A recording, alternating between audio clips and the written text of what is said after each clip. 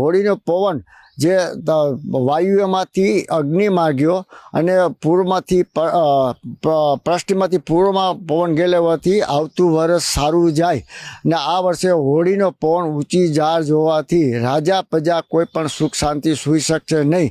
આ વર્ષે હોળીના પવનને આધારે જે ઝાડ હોય તે ધ્વજા બાંધેલી હોય છે। ધ્વજા જામનગર જિલ્લામાં નમેલી હોવાથી આ વર્ષે જામનગર જિલ્લામાં વરસાદ વધારે થશે અને સમગ્ર સૌરાષ્ટ્રમાં સારો વરસાદ થશે કારણ કે હોળી જે પકડી ત્યારે આ વર્ષે પવનનું જોર વધારે રહેશે, ગરમી પ્રમાણ પણ વધારે રહેશે, ક્યાંક માવઠારૂપી પણ વરસાદ એપ્રિલ અને મે મહિનામાં પણ થશે। હોળી ઝાડ કોઈ પણ ખેડૂતને કોઈ પણ ચિંતા જેવું કરવાનું નથી। નદી નાળા છલકાય અને હોળીના આધારે વરસાદ સારું થાય એવું મારું પૂર્ણ છે। ખેડૂત માટે વરસ સારું, વેપારી માટે ભયંકર મંદી આવશે એવું મારું પૂર્ણ અનુમાન છે। હાથિયાર નક્ષત્રમાં ગામડામાં કહેવત છે કે હાથિયાર નક્ષત્રમાં વરસાદ ગાજવી થાય એટલે વરસાદ આવતું વર્ષ 2025 વર્ષ હાથિયાર નક્ષત્રમાં વરસાદ ગાજવી સાથે વરસાદ થયેલો હોવાથી આવતું વર્ષ 2025 વર્ષ સારું છે।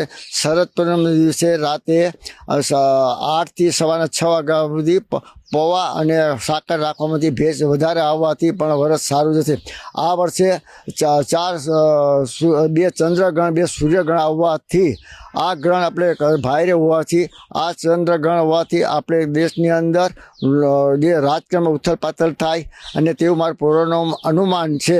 આ વર્ષે ચૈત્ર સુદ પડવાના દિવસે ચૈત્ર વૈશાખ જેને પડવાના દિવસે રેવતી નક્ષત્ર હોવાથી નદી નાળા સમગ્ર સૌરાષ્ટ્રમાં છલકાઈ જાય છે। કોઈ પણ ખેડૂતની ચિંતા જેવું કરવું નથી।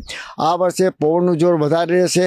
અનાજનો પાછતરા વરસાદ થવાથી જે ઘાસચારો બગડશે એ 4 સ્તંભ હોવાથી આ વર્ષે હજી હું અત્યારે વરસાદની આગાહી હું 22-5 આપીને અત્યારે 12 આની વરસ થાય તેવું મારું પૂર્ણ અનુમાન છે।